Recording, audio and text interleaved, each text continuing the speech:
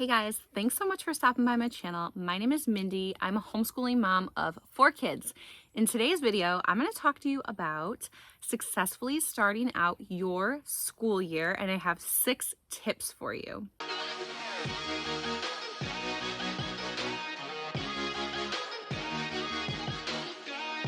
Okay, I tried no sunglasses, but it's just not working out for me. The baby is sleeping in the house with my oldest, and then my husband is gone with my 2 girls. So this is a quiet place for me, besides the occasional car that is driving by. But anyway, here we go. So I'm jumping into my 4th year of homeschooling. I've been, at it for 3 years. And so I wanted to share 6 tips with you today, things that I have learned the hard way about homeschooling that I'm going to be implementing this year that I thought would be, fun to share with you guys. So here we go. Tip number 1 was given to me from a veteran homeschooler when I first started homeschooling, and I didn't do it until last year. Here comes a car. Car number 1.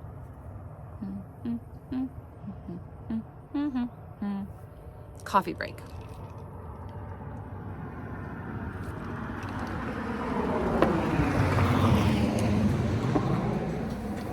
Okay, we'll do a car count, additional little fun thing as we go. Okay, so this veteran homeschooler gave me this tip, and again, I didn't implement it until last year, toward the end of last year, is to put your phone away. Okay, we have all these bells and whistles and notifications, and the phone is ringing. People are knowing that you are home with your kids the majority of the day, and they don't know when you're teaching, when you're not teaching, when you're doing this, when you're doing that. I personally put my phone on silent, and I put it away in a kitchen cupboard so that I am not accessing it. I look at my phone on my lunch break to see if my husband has contacted me, and then I don't answer any text messages or any phone calls until after I am done teaching, because my first 2 years of teaching, I was constantly answering my phone or answering text messages, and I just felt super overwhelmed. Honestly, guys, you need to set that boundary just for yourself and for your own peace of mind, and don't feel guilty about it. The second step that I have is to ease into your school year. So for me personally, I have 3 kids that I am going to be teaching this year. I have 4 kids total. I will be teaching pre-K, 1st grade, and 8th grade, and that's a lot of different curriculum. But I can't really do like 8th grade and 1st grade curriculums together. It just wouldn't work for my situation. So anyway, what I've planned to do is to start slowly. So like maybe next week, we'll start with just math, and we'll do math for 1 week straight and nothing else. And then the week after that, I'll add in reading. So that second week, I'll do math and reading and nothing else the rest of the week. Okay, and then slowly start adding in your other curriculums until you have everything in there. Homeschooling is so flexible. There is no need to dive in head first and get super overwhelmed. I did that my very first year. I still had the public school mindset because I used to be a public school teacher. I taught for 10 years. So that was really like ingrained in my way of thinking and way of teaching. And it really burned me out that first year. And I was only teaching 1 kiddo. So anyway, I'm planning to ease into it slowly by doing 1 subject at a time and then just tacking on the others. Tip number 3 is to get your kids involved in chores. Okay, depending upon the ages of your kids, all kids are able to help. Even if, for instance, my 4-year-old is folding washcloths. Guys, I don't care how the washcloths are folded. I don't care if they're just like crumpled up in a little ball. It's one less thing I have to do.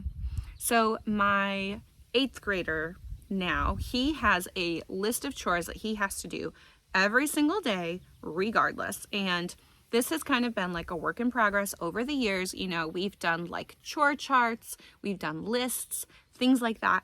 But he has been doing these very specific things every single day that now he knows he has to like wake up and do them. So for instance, when my 8th grader wakes up in the morning, he is supposed to feed and water the dog, feed,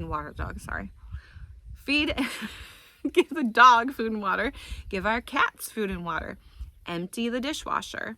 And so he has to do those things. Oh, and reload the dishwasher. And then when I'm making dinner, it is his job to help me in the kitchen. So he is either chopping or cooking something, or he is cleaning off the table. And then after we eat dinner, he clears the table and he loads the dishwasher every single night. He sprays and wipes the tables. Oh, guys, car number 2. Here it comes.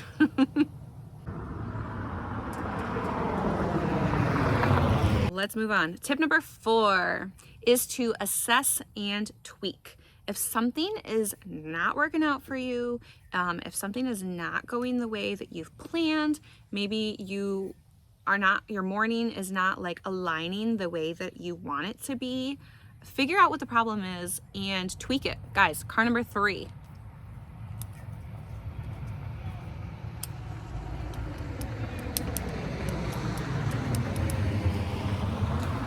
Okay, so tip number 4 was to assess and tweak. So for example, last year I started out using this curriculum for my kindergartner, a reading curriculum, and it was not working for her. It was too simplistic. I wanted something that was a little bit more challenging for her. So then I researched all these other different curriculums, and I finally found one that worked for her. And so I stopped, I assessed and I tweaked. And just because I bought that curriculum and it didn't work for her, it doesn't mean that I'm going to use it. And so another thing might be, like I mentioned before, like a morning routine. Like maybe when you wake up in the morning, you have dishes all over your counter and you're trying to make breakfast for the kids and yourself. And then, you do school and then it's like lunchtime and you have no clean dishes.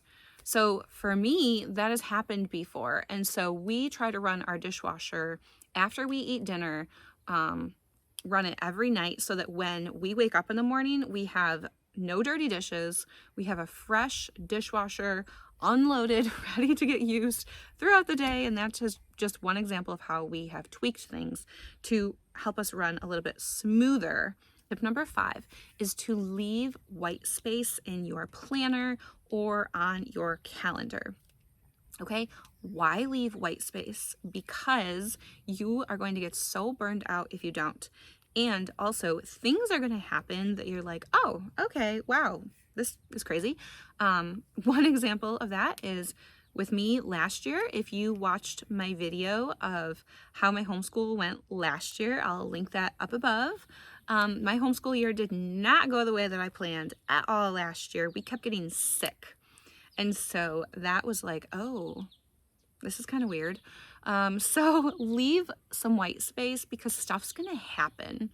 And, maybe one of these days your kiddos are going to be like, oh yeah, we're learning about whales, and so they get like really hooked on the different types of whales, blue whales and whatever else.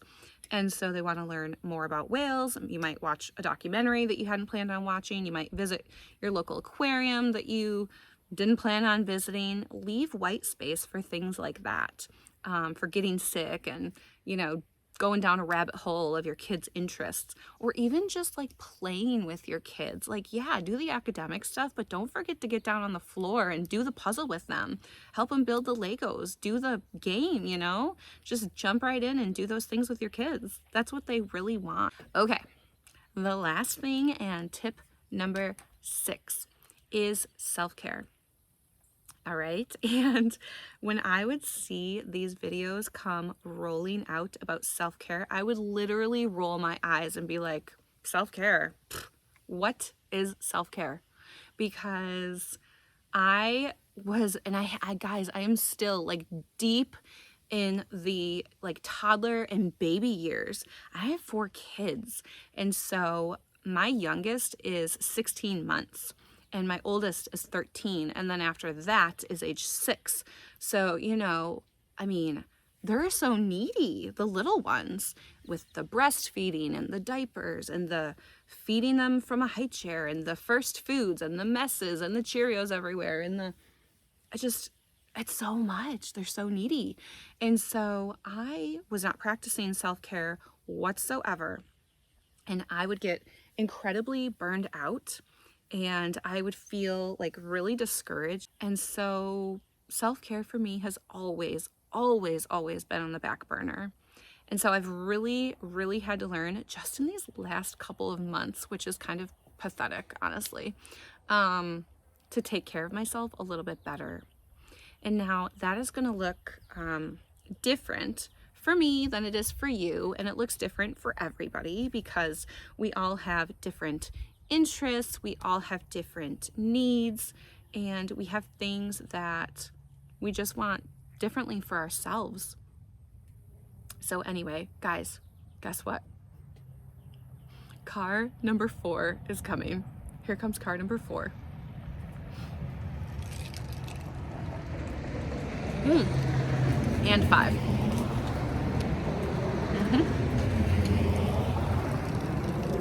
I take a sip of my coffee every time a car goes by. I don't know. Okay, so anyway, guys, as you're diving into your school this year, as you're diving into your 2023-2024 homeschool year, I hope that you can put some of these things into practice. There are a lot of other things that I could probably give you to help encourage you along your way as you are starting out your year. But I hope that you consider these 6 things that we've talked about here. If you have any other ideas, please let me know down below in the comments. Share what you have for your successful start to a homeschooling year down below in the comments. I hope you hit that subscribe button so you can be on the lookout for future videos. And I wish you a very successful start to your school year. See you next time.